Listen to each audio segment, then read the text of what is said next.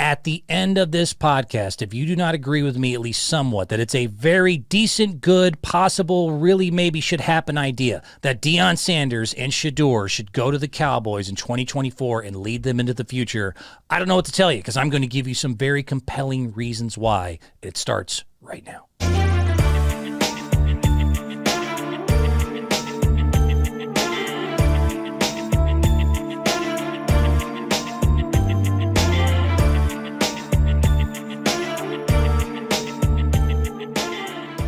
What's up, everyone? It's Tricky Guy Sports. It's your host, Brent Bilski. We got a lot of things to get into. Let's just kick off firing. I am telling you right now, Deion Sanders could and should be the new head coach of the Dallas Cowboys. I'm not even kidding.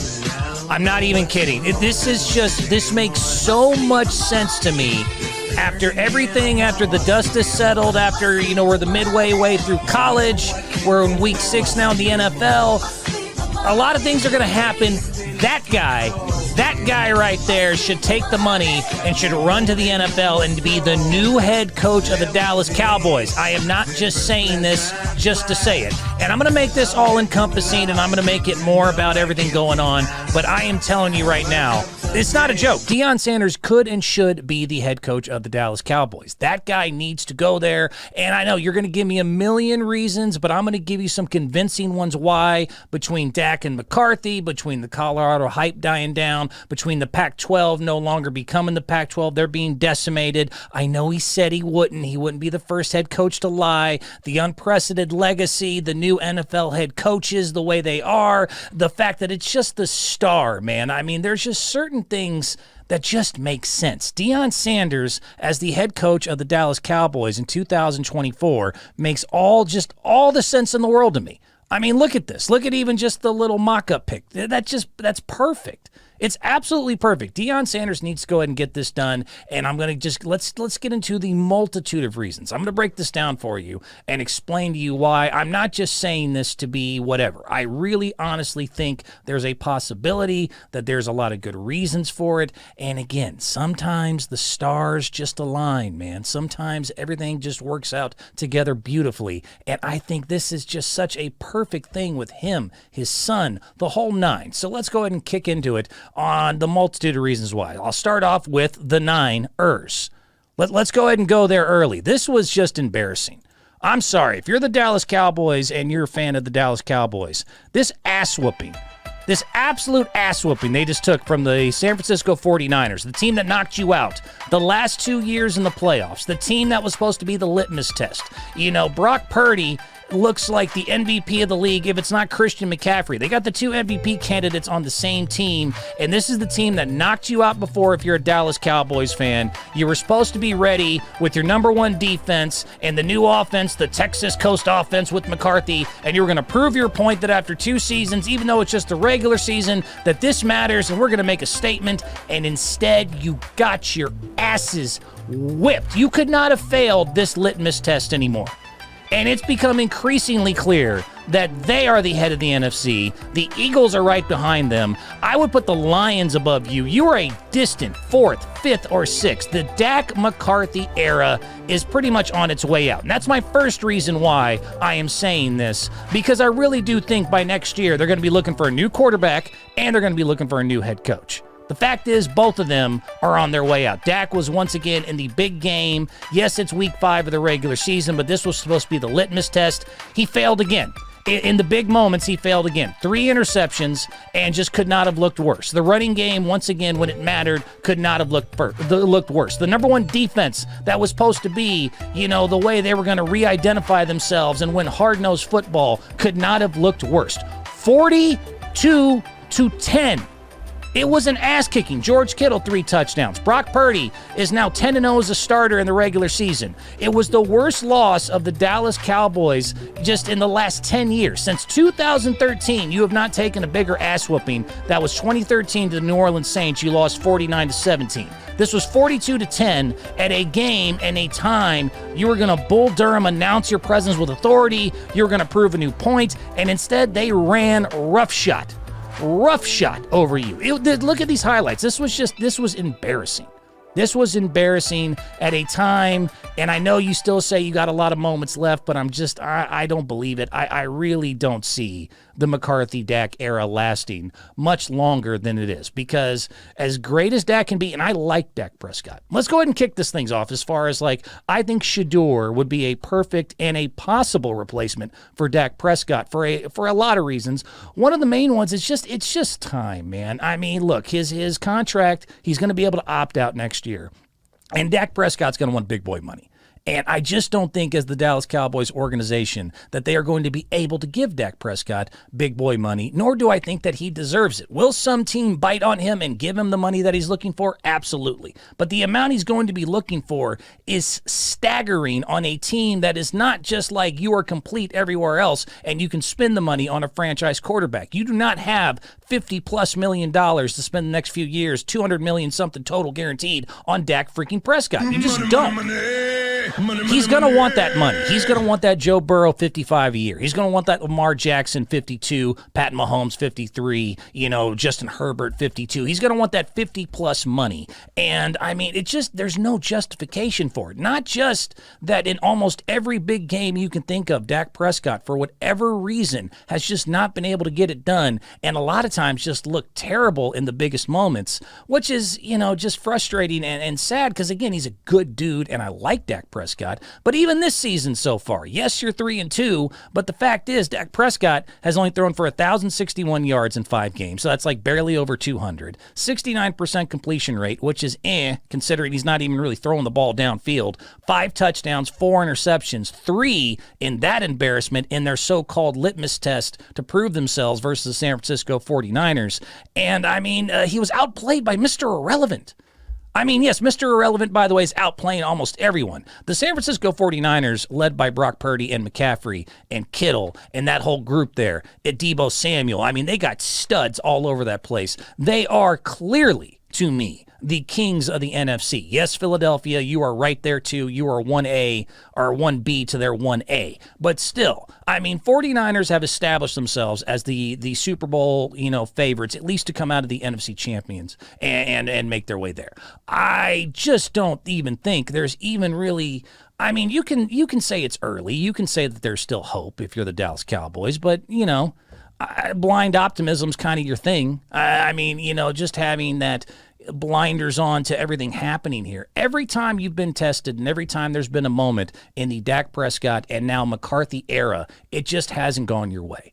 And at some point, you have to stop, insanity. That's actually a misused or a misallocated quote there. They say it's Einstein or someone that insanity is just repeating the things over and over and expecting different results. But it is true, though, that there is something wrong, or some point, the lack of, there's a difference between faith and patience and just accepting things for what they are. Mike McCarthy is just not doing the job as the head coach of the Dallas Cowboys. Let's keep it a buck. He's not really in touch with the players. He doesn't seem to be in touch with the 2023 offense. This was the guy who, after a couple years of not doing so well or having big moments and not go his way, and having Dak Prescott lead the league in interceptions last year and all the things that, were going on. Mike McCarthy, I'll give him credit, doubled down. He flat-ass doubled down and said, get rid of Kellen Moore. He's the problem. His pass-heavy, doesn't put enough faith in my defense, too risky offense. That's been the problem. You need to let me run the offense. You need to let me run this Texas Coast offense and let me run the damn ball. And the sad part of that is, as far as McCarthy goes, and one of the reasons I think no matter what, because I don't see them winning the Super Bowl unless Philadelphia and San Francisco both have major injuries, it's not even working. That's the even sad part. The idea that they were going to get better, and yes, they had a little, beginning first couple games where you thought maybe this was going to be it, and now you see a little bit otherwise. But look at the numbers. This is, the Dak era, now led by McCarthy and the Texas Coast offense, who said, give me the offense, give me, the control to do what I need to do. The offense is just piss poor. I mean, the numbers, I'll just show them to you here. These are not good. Anything in an asterisk means that they are in the bottom half of the NFL in that stat. Look what they did, the Dallas Cowboys, and their offense from 2022 to 2023. And by the way, don't even blame it on, they're running more. Fact is, they're actually running about the same or less per game than they were just last year. But offensive point per game went from 26.4 to 21.2. They're now in the bottom half. Last year, they averaged 350 yards per game. Now they're down to 320 27.4. Again, that's in the bottom half. Yards per play went from 5.4 to now 4.9. Once again, bottom half. Air yards per pass attempt, meaning yards per pass attempt, went from 7.9 to 7. Bottom half. Red zone touchdown percentage, where you guys were phenomenal last year, 71.4% is now down to 36.8%. It is abysmal in the red zone right now. There's no creativity. It's the most, Cowboys for a long time have seemed predictable. It has gotten to just archaic. I do not see any, use of the weapons, and Prescott's being able to run, and Pollard and Ceedee and Gallup and all these guys. You have all these abilities and different things you could do, and instead it has become this vanilla nonsense that has now led to 36.8% touchdown percentage in the red zone, 71.4 last year. That is absolutely just not just a drop-off. That's embarrassing. And so that's the first point I want to make of why I think there's a lot of reasons I would say Deion and Shedeur should go ahead and just ride in on their chariots and take over for the future for the Dallas Cowboys, is because the Dak McCarthy era is going to be on its way out. I think Dak does opt out. I don't think Dallas can afford him, nor do they have any reason or incentive to. I think he will get that 50-something million a year somewhere. Someone's going to pay it because he is talented, he is a great dude, and he does have a lot of potential. For whatever reason, it just hasn't worked here in Dallas. McCarthy is on the way out too. Unless they win a Super Bowl or at least make a significant run in the playoffs, I don't see any way, with the way things have gone in the big games, continuing to fail and then doubling down and saying, put it in my hands, I'm the coach, I know what I'm doing, we need to run my offense. And his offense isn't just worse, it's now in the bottom half of the NFL, when that was a strong suit at least last year. I think only further solidifies the idea he's not the coach for this team. So therefore, the quarterback and the head coach are both going to leave. It's just perfect that, by the way, a head coach and quarterback combination that is from Dallas, that has the ability to handle the star in the spotlight, which I'll get into more, will be there maybe next year, and I'll break that down a little bit more. But that's my first point, all right? So I think McCarthy and Dak, both their eras are done as of 2024. The second reason I'm going to continue to suggest this, that Deion Sanders and Shedeur should be drafted by the Dallas Cowboys, then let Coach Sanders take over the Dallas Cowboys, which would be just an unbelievably cool thing to happen, is that both the Colorado hype, the train is just come to a grinding halt, in my opinion, and also because of conference realignment with the Pac-12. The now decimated, going to be gone soon Pac-12. Just so you know, that's crazy. I don't think enough people pay attention to that stuff. The Pac-12 isn't just going to get realigned. It's gone. And it's gone. They're down to like 2 universities who are suing because everyone has jumped ship. It is crazy what is going to happen to conference realignment in NCAA football and what that means for each school going forward, Colorado specifically. But let's go ahead and break it down. So Colorado did get a win. I will say this, after, the last couple, they just weren't very impressive opportunities against USC and Oregon. Yes, they made a comeback at the end of USC, but I'd also like to point out they were down 34-7 in the second of that game, and maybe USC kind of, took their foot off the gas, or maybe, lightened up a little bit. And Shedeur Sanders is that dude. I'm not going to sit here and say that he's not. They did get a comeback win thanks to Shedeur and another late game drive, and showing, again, the sons of pros. I don't have any issues handling the pressure. I have been born and raised in the spotlight. This stuff's easy for me. Shedeur is that dude. In a very, very tough class of a lot of great quarterbacks, and I know the list, Caleb Williams, May, you got Ewers, you got Bo Nix, you got Penix out there in Washington, make sure to say that name right.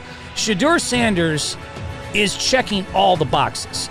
Already 2,000 yards passing.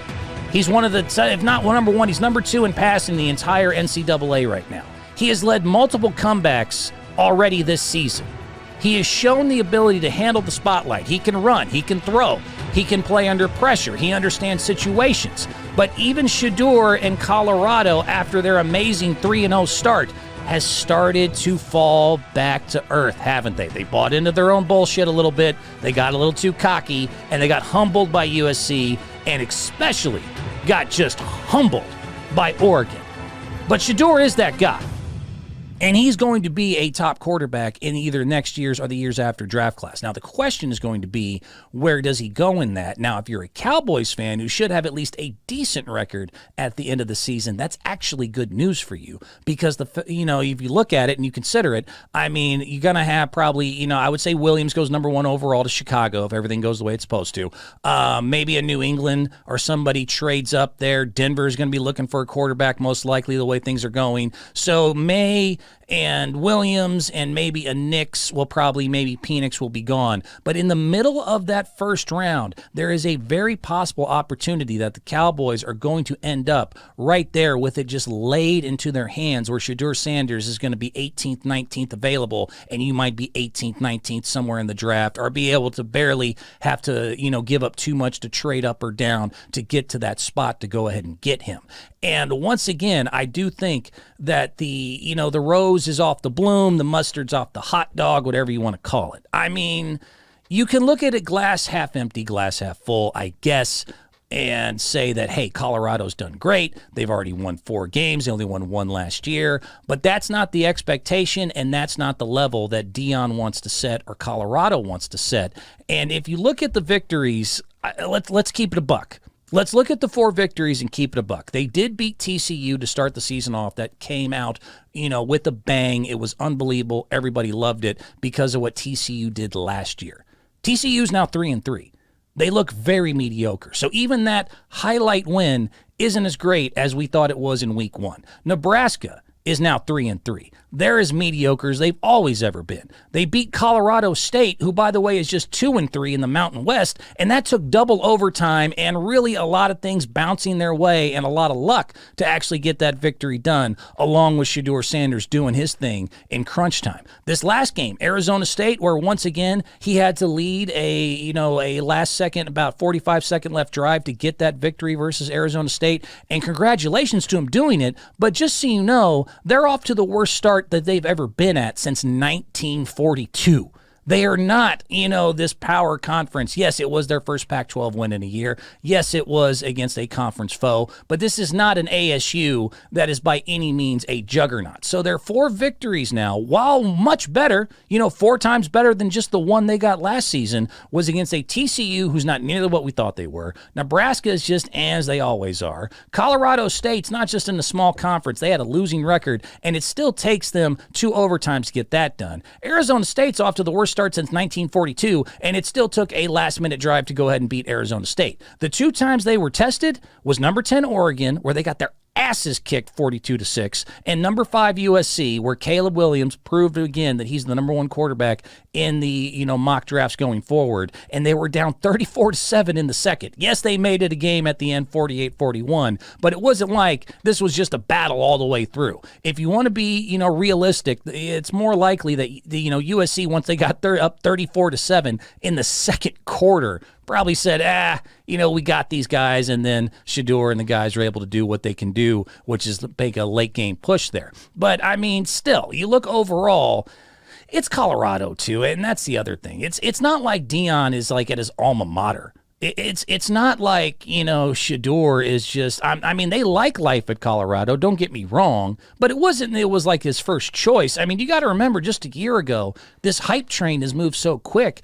Deion was considered a small-time HBCU coach at Jackson State, loud, cute, but he's not going to win in a Power 5. He has just been able to prove recently that this has happened. Same thing with his son. His son put up good numbers at Jackson State, but when he gets against real competition, Pac-12 competition, we're going to see what's going to happen. Yes, they have been able to prove a point, and man, did they come out. Those first 3 weeks, they were the biggest thing, not just in college football. They were the biggest thing in sports, period. There was no bigger story than Deion and Shedeur and what they were doing at Colorado. But when you look at it overall and you actually go back and once again be honest and be realistic, Colorado was not their first choice. It was the school that they were able to go to and really kind of not lucked into, but had to accept a program that had been abysmal for the last 15, 20 years, that had just won 1 game last season. It wasn't like they were offered Alabama or LSU or some blue blood, unbelievable university to where, it makes sense for them to maybe try to make a legacy and make something long term. This is still a transitional school for Deion. Colorado fans, I know he says he loves you, and I know you think that nothing's going to happen, but if you're being realistic, he kind of went there because it was the next step, and I don't think it's by far his final step in his head coaching career. So throw that all together, not to mention, again, the Pac-12 realignment or just decimation, whatever you want to call it. The Pac-12 is gone. It's absolutely gone. And it's gone. And so now, after 2024, you're going to see, along with Arizona State and Utah, they're going to go to the Big 12, or what I'm going to call the Big 16, because now it's 16 universities, and it's all studs out there. That's another thing. This is a smaller school that hasn't had a history of winning, that has had some influx of fame, money, and a little bit of attention. But this is not a school that in the NIL Money Matters time of 2023, where these bigger schools with bigger programs, bigger boosters, more money, everything else involved, are going to be able to compete year to year. Colorado now is going to be in a conference of 15 other schools that include teams like Baylor, BYU, Central Florida. None of those are pushovers. Cincinnati, Houston, Kansas, who is now, we're not in Kansas of 2011 anymore. Kansas can play ball. Kansas State, OSU, TCU, Texas Tech, West Virginia. Every game is going to be a battle now in a brand new conference where I don't know if Colorado has the history, money, boosters necessary to compete in the NIL ran world. So, again, so now once 1 and 2, Dak and McCarthy's era is probably done. I think the Colorado hype, as fun as it was, is starting to get exposed when you consider who they've beaten and when they played somebody, how that actually turned out. Not to mention that Colorado is going to now join the, quote, Big 12, I'm going to call it the Big 16, where almost every university there has more history, has more money, and is going to be a tough game every single game. Throwing that all in with Deion is probably not, just like Colorado was just his dream job, and that's going to be his last spot. Here's a big one. When I talk about Deion Sanders going and leaving Colorado and joining the Dallas Cowboys in my pipe dream, along with drafting Shedeur Sanders, why I think you guys are kind of, I get what you're going to say here, and you've probably already been screaming it for the first 10 minutes. But he said he wouldn't. But he said he would never go to the NFL. He said he likes it in Colorado. He said, I got bad news for you. There is no bigger liars in the world than NCAA head coaches. There's just none. Oh, you lied to me. There's none. You lied to me. They're all a liar. Head coaches are liars. I mean, good God, I cannot think of anyone more full of shit than a NCAA head coach who says, oh, I'm going to stay at this university till the day I die, or I would never consider going to the pros, or that's crazy talk. What are you talking about? They lie their ass off. I can go down a huge list. Nick Saban, Bobby Petrino, Todd Graham, Steve Sarkisian, Calipari, Pete Carroll. Look, it was the big lie. We'll delay the lie for 1 year. Everyone lies their ass off when it comes to being, I can't think, maybe other than politicians, lawyers, personal injury lawyers. Like, if I just think of stereotypically someone who I cannot trust and trust their word at all, if I'm going by a group, not individually, NCAA head coaches have to be some of the biggest full of crap human beings I have ever seen speak publicly in front of a microphone, not a politician or a personal injury lawyer or something like that. I mean, they're bad. They're bad. So this idea that I know what Deion said, I study this stuff too. I know Deion has said, I don't want to go to the NFL. It's not about legacy for me. It's about kids. I enjoy being a mentor. I enjoy, working with them at this level. I don't want to deal with the pros and all that nonsense. I like it here in college. I am happy here in college. I'm always going to stay here in college because that's where my home is. That's what I want to do. I've heard him say every single one of those words. I've also heard a bunch of other head coaches who swore up and down say not just those words, but even stronger words. I mean, let's go ahead. In case you guys don't really know what I'm talking about, let me give you some shining examples, and I'll actually read you the quotes. That way you don't think I'm just making this stuff up. Do you guys remember this stuff? Nick Saban, 2005. And I read. LSU for 5 seasons. He was lured to the Dolphins in 2005, and then the Alabama job came up. He said, and I quote, I'm not going to be the Alabama coach. His own quarterback in the Dolphins, Joey Harrington, said, he told me just a couple weeks ago, he said, face to face that he's not going anywhere. I'm going to take him at his word. Well, then 2 weeks later, Nick Saban was head coach at Alabama. Bobby Petrino, 2004. This was, he was at Louisville. They were preparing for a bowl game. And then he said, I want to make it clear, I'm not interested in other coaching jobs. I am happy. I'm happy about our move to the Big East, moving conferences. I am excited to play in a BCS bowl game, a chance to compete for a national championship. Even signed a 10-year deal saying, quote, I want to make sure everyone understands this is where I want to be, where my family wants to be, but I want everyone to believe it. He looked in a microphone and said, it's my family's home. It's my home. I want everyone to believe it. 6 months later, he was a head coach of the Atlanta Falcons. Another coach who swore up and down he wasn't going to the pros. Todd Graham actually insulted the rest of his other assistant coaches that left before him who saw the sinking ship. 2011, Todd Graham was coach of Tulsa, and 3 of his assistants left after a few successful seasons, called them mercenaries. Flat ass said, these guys are mercenaries, nothing but mercenaries. 2 weeks later, Todd Graham left and was off to Arizona State. Steve Sarkisian, 2013. I mean, he really laid on the mustard here. This was his 5th year at Washington. It was the middle of the season, and then USC's job comes up, and he actually goes on the Dan Patrick Show and says, once again, I'm reading direct quotes here. And I read, USC is a good place, but man, we're doing something special here. It's been taking 4.5 years to build this thing the right way. Matter of fact, I want to stay here longer than Don James, the Huskies head coach, for 18 seasons. I want to set the all-time record. Before the damn bowl game, before the season was even over, after saying, I want to set the new record for longevity here at Washington. I want to stay here because I got something special. It's taken 4.5 years. I'm not just jumping ship. He left before the bowl game to go to USC. John Calipari, famously, after the Sweet 16 loss 2009. I want to be here. This is where I want to coach. And then goes on after Memphis to land the Kentucky job. Pete Carroll, he jumped ship and he said a lot of great things, but he knew the sanctions were coming his way, and so he jumped ship. So once again, Nick Saban, Sarkisian, Carroll, Calipari, Graham, Petrino. Yes, Deion's a different guy. Yes, Deion is in a different, realm of, I actually believe him when he says that he really wants to stay along with the college kids. He wants to mentor. That's what he loves. That's what he does. But he also loves to make a splash, man. Deion loves the spotlight. I mean, let's face it. He's still this guy. This is still Deion Sanders. Yes, he's become an older guy. Yes, he's coaching now kids. He seems to really love it. It probably helps that his 2 kids himself are there currently. But if Shedeur can go next year, he loves Shiloh, but he's done his kids ranking. He's got Shedeur at 1, last I checked. This is this guy, man. I mean, as much as I want to believe everything he says about, I do this for the right reasons. I do this because I love the kids. I believe that children are our future. I teach them well, and I let them lead the way into the Pac-12. He's still that guy. He's still that guy. Don't put it past Deion. Deion loves attention. Deion loves spotlight.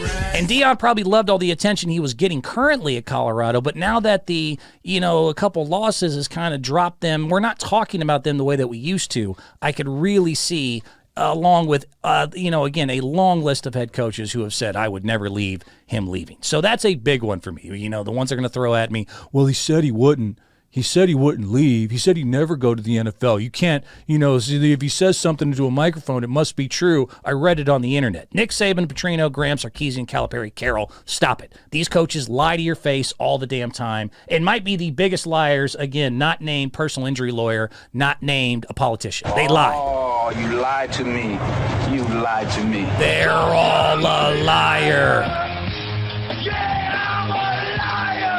So let's keep going. And this is a big one to me. Why I think that Deion Sanders and Shedeur should and could be drafted by the Dallas Cowboys next year. The legacy. The unprecedented legacy, as I was just discussing here. Deion loves the spotlight.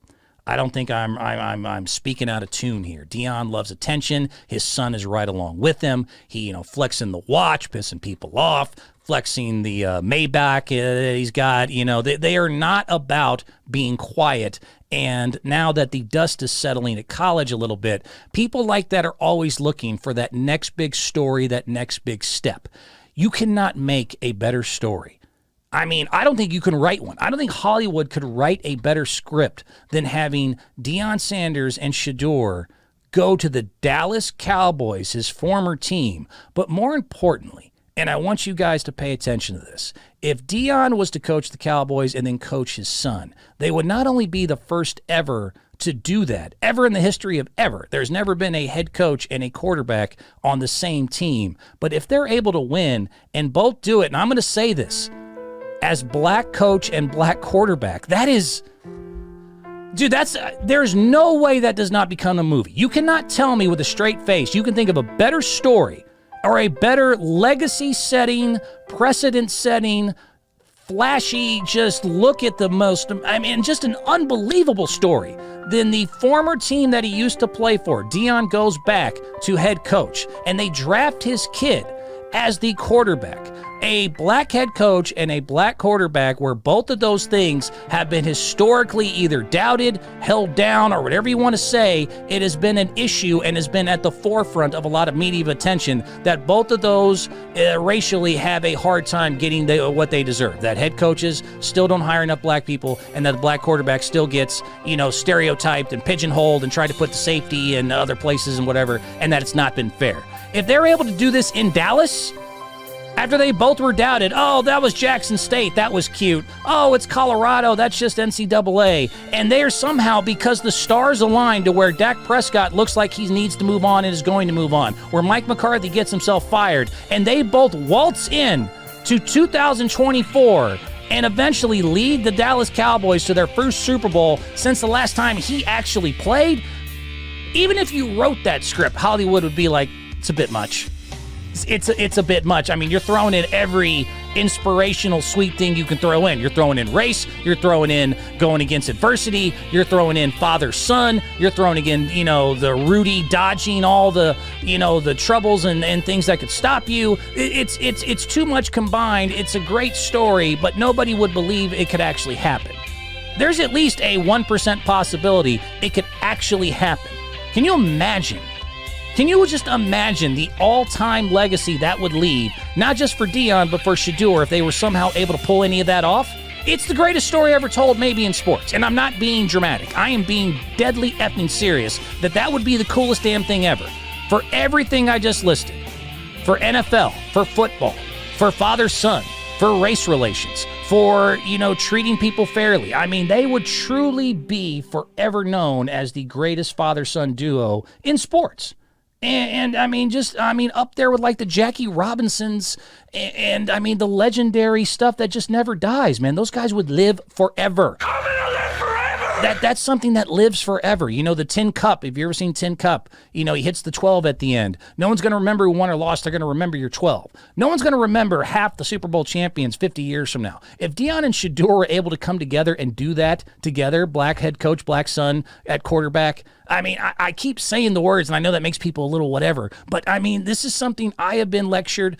Everyone's been told about that this is two of the positions that in professional sports that have the hardest time getting a fair shot. Not only do they deserve a fair shot, it's an unbelievably cool idea and really a realistic shot that it could possibly happen.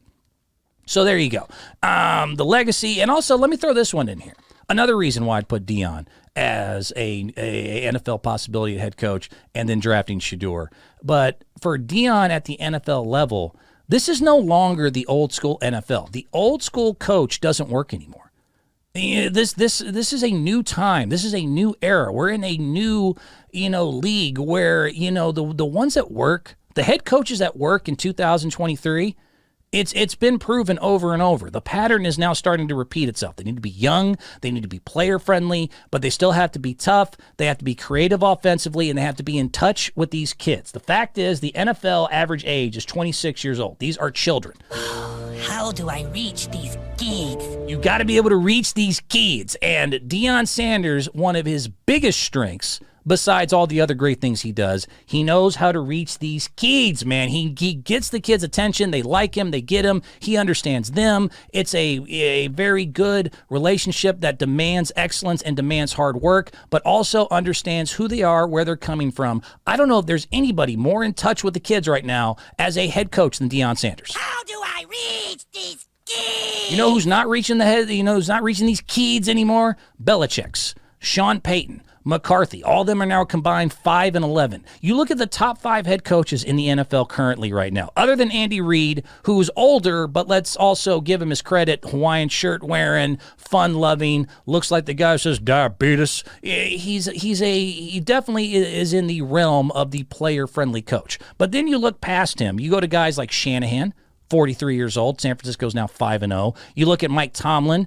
who was was the youngest head coach to win a Super Bowl, and was also a sociology major in college. If anyone understands these kids, it's going to be a little Mike Tomlin. Sean McVay, still just 37 years old, already got himself a Super Bowl. Mike McDaniels, 40 years old. Nick Sirianni, 42 years old. These guys are young. They're fresh. They understand things. They're creative. They're inventive. They're, Mike McDaniel. It's funny watching McDaniels. They even said it's like letting the coach's son run the practice sometimes. He's cracking jokes. He's making people laugh. But then he also demands that they give him everything that they possibly have. They're able to give that balance that you need now to reach the average 26-year-old professional athlete. This old school, grind it out, do what I say, this is mine, there's no democracy here, it's a coachocracy, whatever you want to call it. I run this ship, and you just do what I tell you. The Belichicks, the Paytons, McCarthy, and the old school thinking in his offense, those guys aren't working anymore. The ones that are working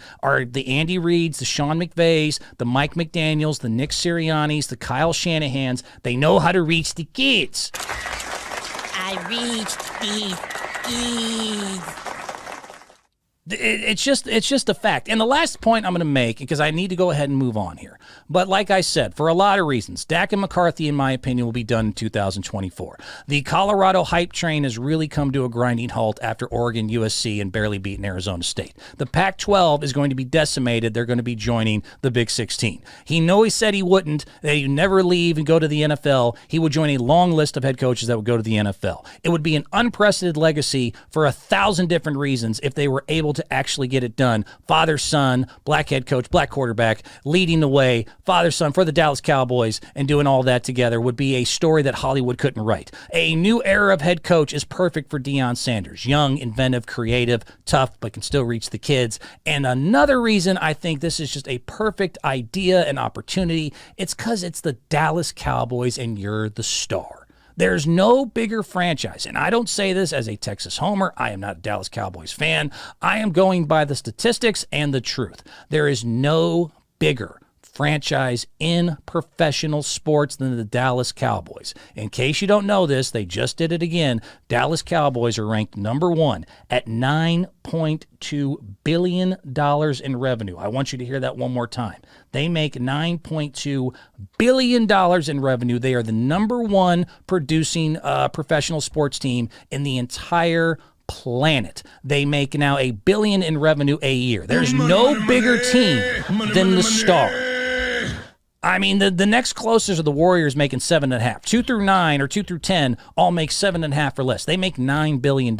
They are known as America's team. They have constantly been the center of attention, both good and bad, and are led by an owner who just can't keep his mouth shut, who is like the LeVar Ball of NFL owners. Just ramble, talk, look at me, look at me, look at me. They command attention. They command ratings. They command money. They are the number 1 sports franchise in the world. Quiet guys like McCarthy don't work. Kind of aw-shucksy Dak Prescott really doesn't work. You need people who can accept it, who can go into the spotlight, who can say, you know what, give me the smoke, give me everything you want. And I not only do I want the smoke, I live in it. I breathe. I just, this is my environment, man. This is what I do. I want the attention. I want all the pressure. I want all the smoke on me. There is no really head coach or quarterback that has currently proven it better than Deion and Shador.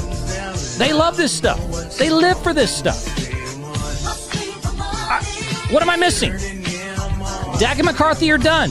Colorado's hype train is over. It's not going to be his final stop. Pac-12 is breaking up. Deion said he would never leave. A lot of coaches said they'd never leave. Saban, Sirianni, Graham, Calipari, Carroll.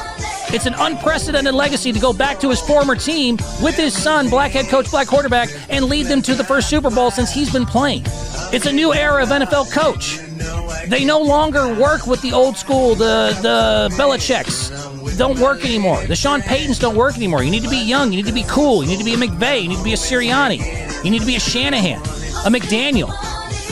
It's the star. It's the freaking star. Something about the star commands and demands somebody who can handle it. They can handle it. So I am telling you, I said all that, not just for fun. I'm being deadly serious, and I think I'm right. 2024, I want to see Shedeur drafted by the Cowboys, and I want to see Deion as head coach. I'm right.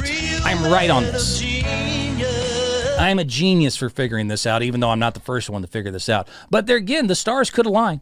It really could. Shedeur will most likely be in the middle if he goes out next year. And yes, I also, let's just throw it in there, the NIL money that he's making is impressive.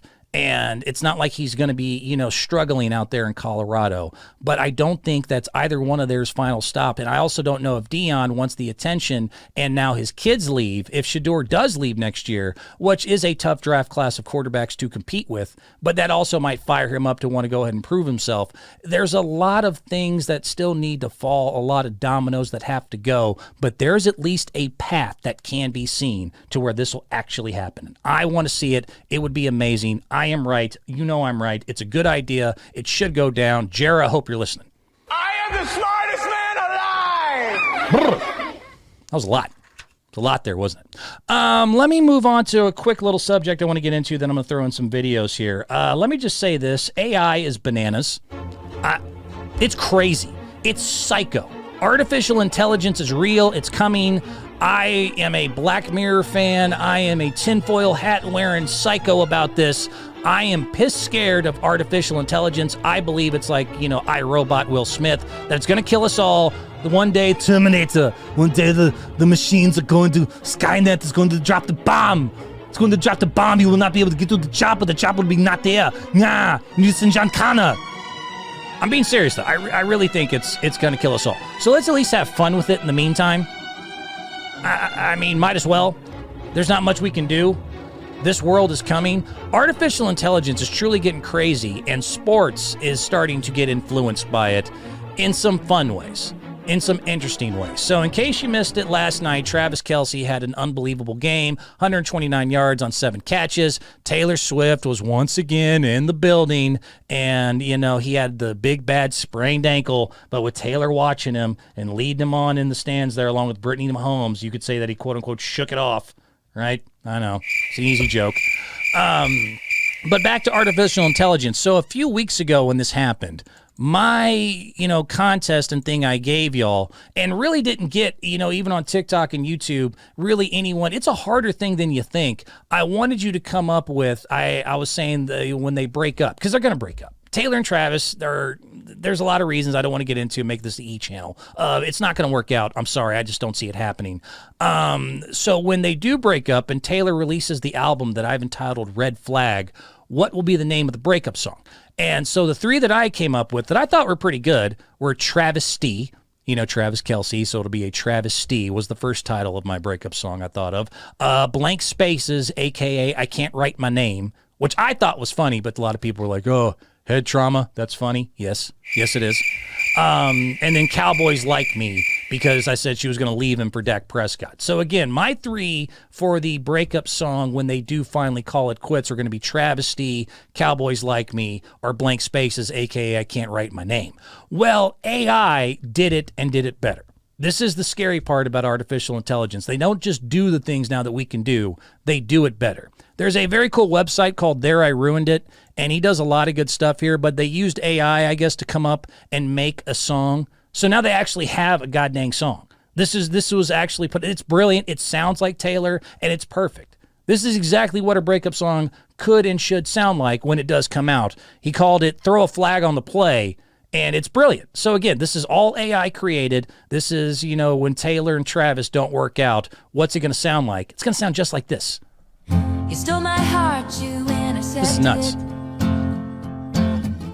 Now you're gone, have to accept it. Did I meet your mom too soon? Or did I do what I always do? Yeah. That sounds like Taylor. To the 50, and then you kissed me. We made it to the 40. A new love story. We made it to the 30, and you did me dirty right then. You put the end in tight end, and as I touched down, That's just like you in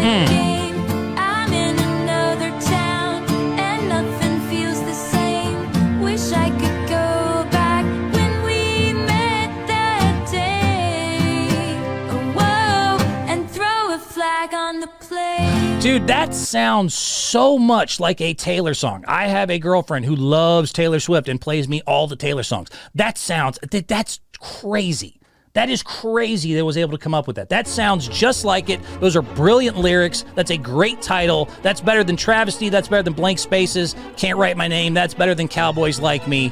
Threw a flag on the play, throw a flag on the play, whatever you even call it. Sounds like a Taylor song. The lyrics, the voice, it's coming, man. They are taking over the world. Computers are going to kill us all one day. Just strap in and enjoy it while you can. Just enjoy it while you can, because it's all coming. Honorable mention for another cool thing. They're also doing AI movie trailers. They're giving these computers they're giving them these nonsensical scenarios involving athletes and actors and other stuff and making them come up with trailers for an entire movie. AI did a great one. I would watch this tomorrow. I'd watch this tomorrow with Dwayne "The Rock" Johnson. And they called it Rock, Paper, Scissors. So go ahead and check this out. This was an AI-invented trailer for, again, they give them nonsensical, almost Mad Lib-like scenarios. And so this one is a trailer for a movie that should be made, Black Adam didn't do that well, called The Rock, Paper, Scissors. Was having a great day until he encountered a pair of scissors. The scissors challenged him to a fight, and in a swift move, he crushed the scissors and tore them apart. What the Rock is cooking. But his triumph was short-lived when he faced his next opponent. A piece of paper. The paper seemed harmless, but it was too much for the Rock to handle. He tried folding it, but the more he folded, the stronger it got. He was overwhelmed and didn't know what to do. Even the Rock feels the bitter taste of defeat sometimes. Oh. But he didn't stay down for long. He had an idea. He forged the scissors into a new form and teamed up with them to face the paper. Together, they created the ultimate weapon, the Rock Scissors. With their combined strength, the Rock and the Scissors defeated the paper and emerged victorious. Actual facts. I have heard of worse plots and I've seen worse movies made. That would sell. I'd go watch it. I mean, that script is even beautiful. You can make it a metaphor with the Rock, playing rock, paper, rock, scissors. He's able, as the Rock, to defeat scissors, but when he got against paper, it was too much for him. And even the way that he lost, because the more you fold paper, the stronger it gets. That's actually factually true. You can't fold a paper, more than 8 times. And so you need to combine with the scissors, the enemy you once defeated, and to both go against your common enemy, the foe of paper. It's got everything written. It's beautifully done. That was all made by a flipping computer. Do you understand? I'm 43 years old. I remember I was 7 years old when a computer was amazing that it could even put other than words on a screen. It put a picture on the screen and my nipples got hard. It was just not that long ago. Now we are giving it nonsense, saying make a movie trailer about The Rock. And it's about the game Rock, Paper, Scissors, and make that somehow entertaining. A computer said, hold my beer, and got it done in 5 seconds. We asked AI, make a Travis Taylor breakup song. They didn't just make one. They flippin' nailed it. There's no humans involved. That's a machine. It's a great idea, right? It's just an awesome idea. Let's make machines smart. Let's make them emotional. Let's make them more capable than us, and let them be in control of everything and see how that goes. Let's just see how that goes. Be fun in the meantime. Good for sports. Good for talk. Video time. You seen it? Run out of time. Don't look at me. Don't look at me, little puppet. Have you seen this? Have you read about this? I'll see how much I can get to. I'm looking at the clock here. This is just something I like to do at the end of the show. A little bonus feature, show you some funny videos, things that I've seen, things that might make you cringe, things that make you laugh, somewhere in between. And right along with us, Tricky Guy Sports on YouTube. This is the bonus section. Let me start with some easy ones. Here's a guy trying to hold up a kind of large woman at the edge of a pool on the diving board. Just a bad idea all the way around. I mean, I'll stop it here for a second. What did you, who, yeah, I mean, if she doesn't weigh as much as him, I'm trying to be nice. They're about equal. So guy or girl, putting that on your shoulders on a slippery floor and then getting on a diving board was probably never a great idea, and it didn't work out. Doink. Ouchie.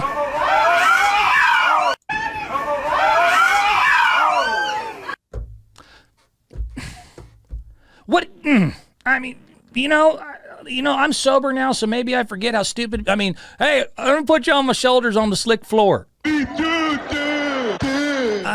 Still not the biggest pool incident I saw. Here's a guy trying to backflip into a above ground pool with a bunch of people in it, showing off for girls, and that's always a brilliant idea, men out there.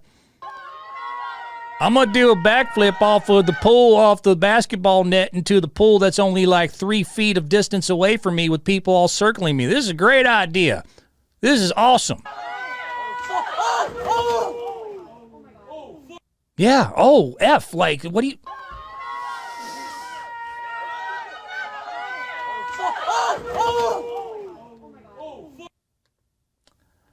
I'm going to say it again. I think some of you might know where I'm going. Because I'm white. Because he's white. Because he is white. Look at him, man. What you want? Video before that, too. It's all right, because it's all white. It's what we do, man. We do dumb shit. There's another one involving them doing dumb stuff. Let me see which one I want to do here. I got a bunch of them. Here's a guy trying to catch an all-terrain vehicle. That's not a good idea ever. If an ATV is flipping down a hill, and I mean, I know people that have been people have died from this stuff. An all-terrain vehicle is one of the dumbest, most dangerous things ever invented, and we just love to play with them. We think it's all a good time. These things weigh a lot. They don't look that big. They weigh a lot. So don't try to catch one, ever. Oh, no. I got it. Oh. No, don't worry, guys. I've been lifting. Oh, don't try to save that. I have no idea if he's alive or dead, and really, oh, no. Maybe he panicked. I don't know. Oh. It looks like he literally thought I can catch. Oh, don't try to save that. It's not that I don't feel bad, but dude, it started 170 yards away. It's not like he didn't see this thing move. This is like Austin Powers. Remember the scene with these on like the cement truck or whatever that's going like for like, 0.5 miles an hour, and the guy just won't move. He's like, stop, no. And Austin the whole time is like, move, you blimey bastard. You know what I mean? He's trying to tell me it was a comedy skit. This was real life, and this guy just stood there and watched this happen. Here comes an ATV rolling down the hill. Still coming. Oh, don't try to save that.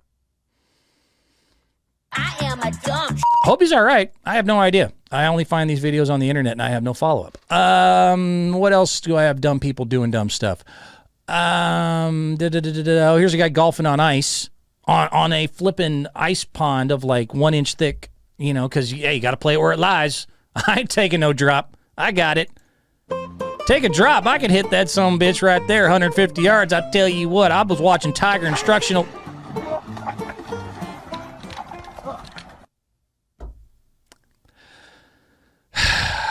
Golfing on an ice pond by yourself, right in the middle of, like, not even on the edge, like right in the middle of it.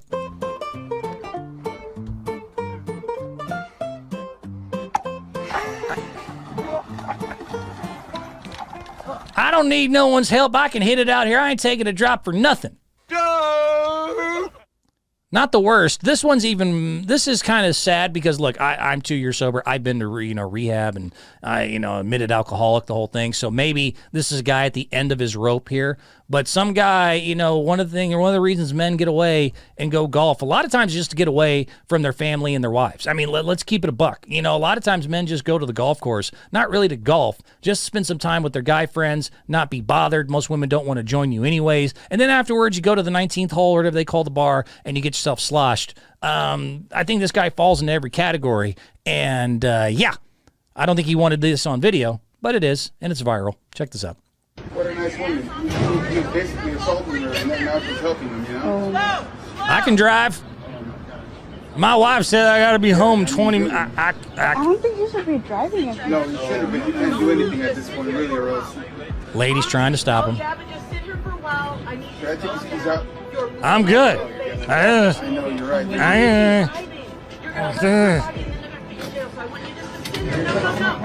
I got it. Why is the road bumpy? That's all right. I'll just go through the flowers. The flowers! The flowers! Did I hit the flower? I'm good. I can drive. Oh my god. Oh my god. I'm not home. 20 minutes left from the golf. Don't drink and drive golf carts. Do I have to tell you that? Is that something you need to know? Don't drink and drive when you're that pissed drunk a golf cart. And, yeah. I ain't got a Don't do it. good brain. Here's one that's a little more, I'm not saying that men have it worse, women have it worse. I don't want to get into this red pill, blue pill stuff here. But I will say there are certain things men will do, and this was a funny, kind of sad, a combination of both here video I found.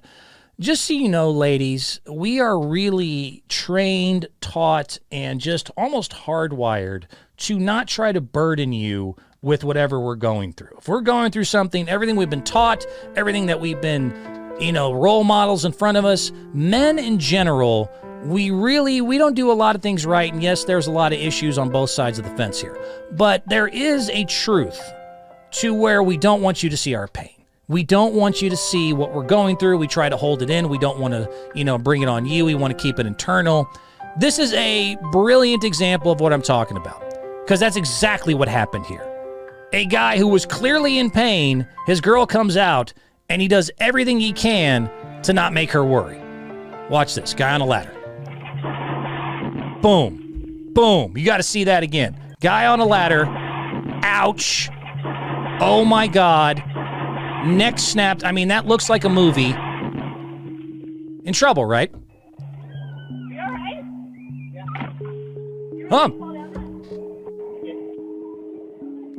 He just pops up.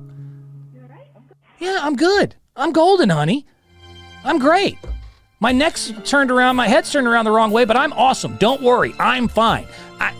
I'm not saying everything's perfect. I am saying, in case you don't maybe understand or empathize, we keep our pain in here. We don't want to let you see it because we've been taught not to.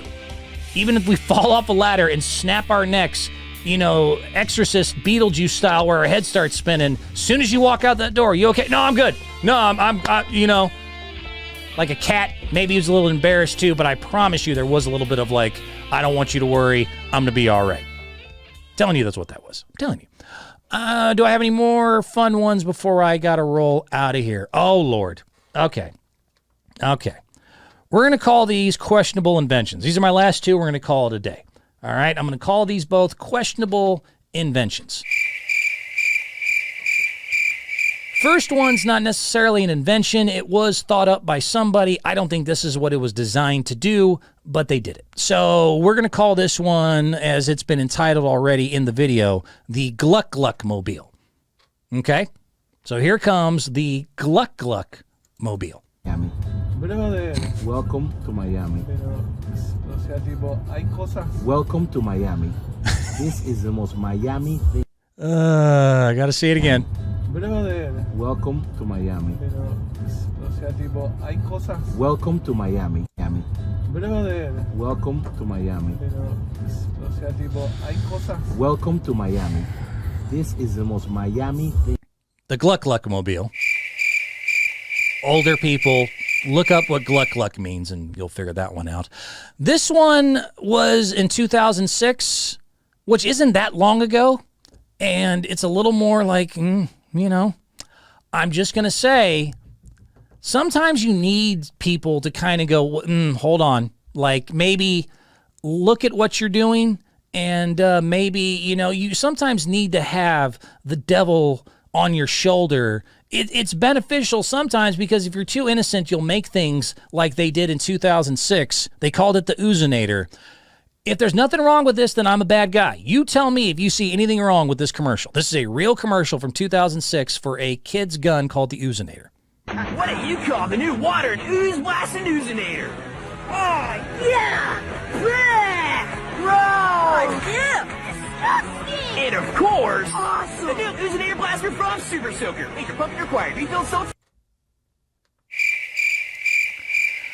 Man, one more time. What do you call the new water and ooze blasting Oozinator? Oh, yeah! Gross! Disgusting! And of course, awesome! The new Oozinator blaster from Super Soaker. Make your pumpkin required refill so... Sometimes you need someone in that boardroom to be like, boss, Bro, I'm just saying. They didn't. They certainly didn't. Do I have anyone to end on that's a little more fun than that? Nope. That's pretty much it. I have, this last one here. It's a guy snapping his arm. Do you want to? Okay. You know what? Baseball's happening right now. Shout out to the Astros Rangers. This is the last one. This is my very last one I got today. Astros Rangers facing each other for the first time. The very first time in the playoffs. The Astros were in the National League since, 2012 and only moved over recently. So this is the first time ever in both franchises' very long history. That's the only baseball thing I care about. Everything else. Baseball stuff! Phillies beat the Braves, all the other stuff, yada, yada, yada. Dodgers lost. That's all great. For me as a Texas boy, that's very cool. For the first time ever in playoff history, one of the two Texas teams will not only go to the World Series, but they'll face each other in the World Series. It's going to be right here in Houston where I currently reside, and fans are going to go nuts. And so, hope and prayers out there to security. You're going to be able to do your job and do it much better than this poor guy at a Red Sox game back in some day or whatever was caught on video that broke his arm wicked hard. So some excited fan, like there might be out here in Texas for the next, couple weeks here as this series kicks off. I hope no security guard goes through what this Sox security guard went through when his arm bent backwards wicked hard. Wicked hard. So he's chasing the streaking fan. Falls down. There. Did you see it? Did you see it? One more time. There it goes. There it goes. Ow. Now he looks like Mr. Fantastic, flopping his arm around.